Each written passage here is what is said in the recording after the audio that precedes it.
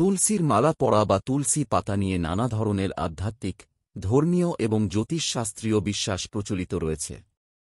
তুলসী পাতা বা তুলসীর মালা পরা মানুষকে শুদ্ধ করে, পাপমুক্তি এনে দেয় এবং জীবনে বিভিন্ন সুখ সমৃদ্ধি ও শান্তি আনে, এমন বিশ্বাস রয়েছে। জ্যোতিষশাস্ত্র অনুযায়ী তুলসী মালা পরা কিছু কাজের জন্য বিশেষভাবে উপকারী বলে ধরা হয় এবং এটি বিশেষ কিছু বিধি অনুসরণ করলে আরও ফলপ্রসূ হতে পারে। তুলসীর মালা পরলে যে কাজগুলো সুফল নিয়ে আসে তা হল: ১. দীর্ঘায়ু ও স্বাস্থ্য রক্ষা। তুলসী মালা পরলে শরীরের ভিতর অশুভ শক্তির প্রভাব কমে এবং এটি শরীরকে শুদ্ধ করে।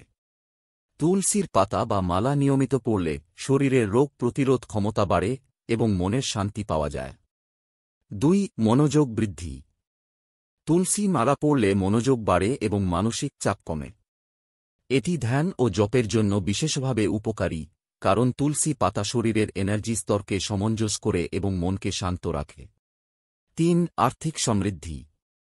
বিভিন্ন শাস্ত্রমতে তুলসী পাতা বা মালা পরলে বাড়িতে শুদ্ধতা আসে এবং এই শুদ্ধতার ফলে আর্থিক সমৃদ্ধি ও ব্যবসা সংক্রান্ত কাজের সুফল পাওয়া যায়। গৃহস্থালী কাজে তুলসী মালা বা পাতা ব্যবহার করলে কর্মের পথ সুগম হতে পারে। ৪. অশুভ শক্তির প্রতিকার। তুলসী মালা পরলে যে কোনো অশুভ শক্তি বা কালদোষ, যার কারণে বিপদ ও দুঃখ আসে, তা দূর হয়। এটা বিশেষভাবে মহামারী, ভয়াবহ অসুখ বা বিপদ থেকে মুক্তি পেতে সহায়তা করে। ৫. পরিবারের সুখশান্তি। তুলসী মালা পরলে ঘরকন্যার সুখশান্তি বজায় থাকে, বিশেষত বিবাহিত জীবন ও পারিবারিক সম্পর্কের ক্ষেত্রে। নিয়মিত জপ ও মন্ত্র পাঠের মাধ্যমে ভালো সম্পর্ক বজায় রাখা যায়। ৬. শুভ কাজের সূচনা।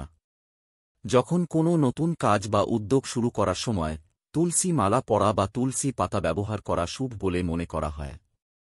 এটি নতুন শুরুতে আশীর্বাদ এবং সমৃদ্ধি নিয়ে আসে।